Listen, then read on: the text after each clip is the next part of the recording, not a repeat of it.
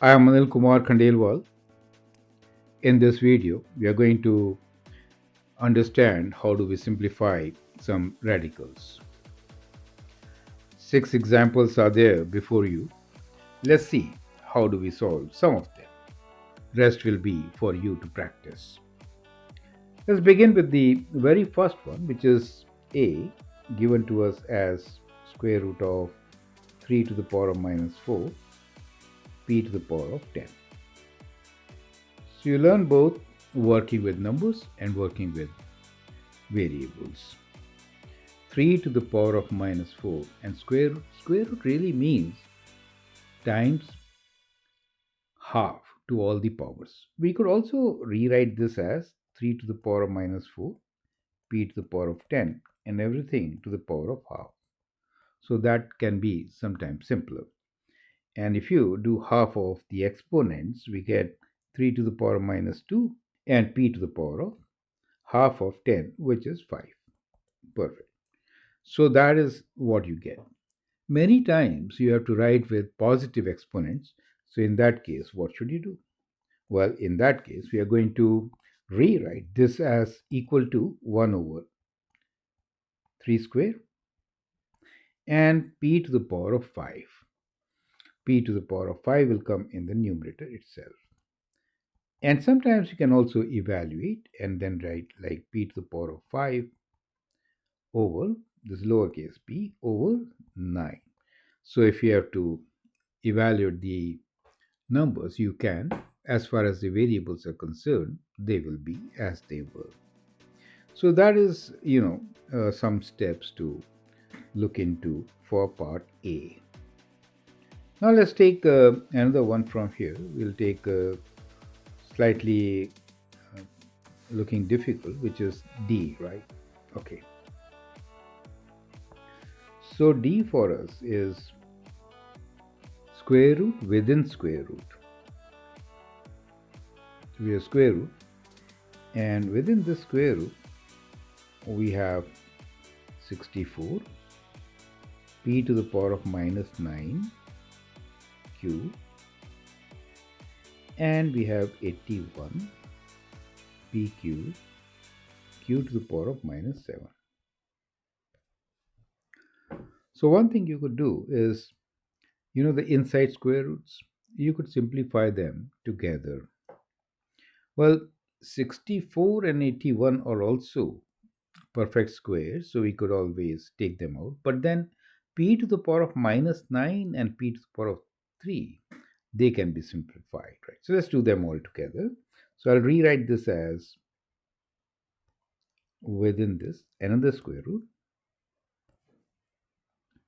64. Let's rewrite again 64 over 81 and p minus 9 over pq q to the power of 1, which is in the numerator, and q minus 7. Correct.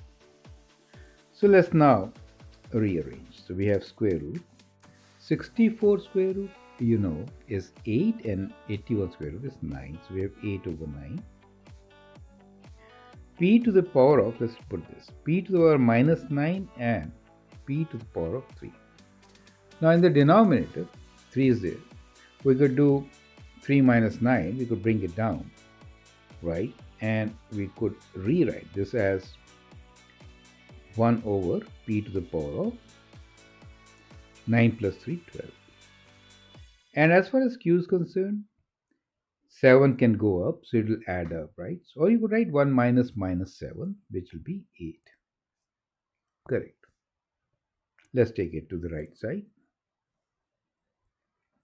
So now we have 8 over 9 within square root.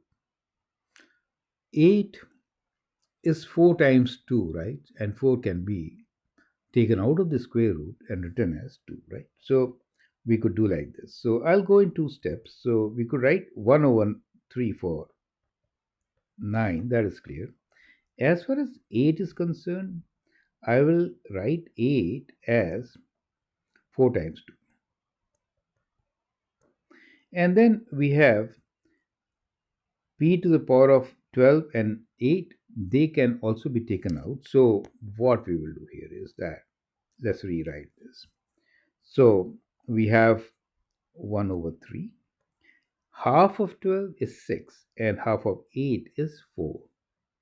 So, we'll write q to the power of 4, p to the power of 6. And within radical, instead of 8, I'll write 4 times 2, just to make it clear. So, 4 square root is 2, I'll bring it out, right? So, I'll rewrite this as 2 over 3 q to the power of 4 over p to the power of 6 square root 2. So that becomes our solution. You see that? So a lot of work is being done here. It's a small space, so I kind of squeezed it in. So I hope you've understood this process. Now on the next page, let me take with cube roots. So expression with cube root is, let's say the simple one is part B, which is cube root of minus 27. So cube root of negative number is negative, and 8 to the power of minus 9. So basically, one third, right, is the power now. So, so minus 27, minus is minus cube root, minus 1 cube root is minus 1. 27 gives me the number 3. And a to the power of minus 9, when you divide by 3, is a to the power of minus 3. So minus means you could write in denominator with a cube. Is that clear to you? So these could be your steps to simplify. The result is correct. So 3 over a cube is what you get for part B. Okay. Now let's take up one with fourth root, right, which is e for us. Fourth root of 32, a to the power of minus 10, b to the power of 6. Now the approach which I am taking here is that I'll write everything in brackets with power of 1/4. Is that clear to you? First step. 32 can be written as 2 to the power of 5. 5 is like 2 to the power of 4 times 2, right? So since we have fourth root, let me write this as 2 to the power of 4 times 2, right? That is 2 to the power of 5, 32. Is that clear to you? Now, a to the power of minus 10, I could write in denominator, b to the power of 6. So I could write b to the power of 4 times b to the power of 2. So that is just because we have 1 over 4 outside. Because when we divide by 4, that will be simplified. A to the power of 8 and a square. Makes sense. Have a good look at it. Since it was minus 10, I wrote it in denominator and split 10 into 8 and 2. 8 being a multiple of 4. Perfect. So when I now apply the rules for exponents, we have to multiply by 1/4. So we get 2, right? Because 4 over 4 is 1. And then we get 2 to the power of 1/4, correct? B, and b to the power of half, correct? A square and a to the power of half. You see that? And that can now be written as, so we got fourth root of 2, right? And we have square root of a and b. And b over a square is outside. So we get 2 b over a square. So this is outside, right? And square roots of b over a.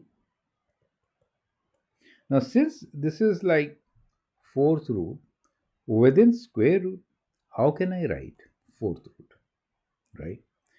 Ultimately, I have to multiply by half to get this, right? So I could also write this as square root of 2. Does that make sense to you? So that could be one of the choices in multiple choice question to rewrite this as, right, within square root. If I write square root 2, that means 2 to the power of 1/4, right? Perfect. So that should be the answer for part E. So I hope with this you have understood how do we work with radical operations, especially if we have very complex situations. So these are not simple situations, they're quite complex. So step by step I've shown you. I hope it is absolutely clear. Feel free to write your comments. In case you need help, you can always send an email on globalmathinstitute@gmail.com. Our book, Rediscover Algebra and Trigonometry, helps you to understand such concepts which you could not get in the first go. I hope it makes sense. Thank you and all the best.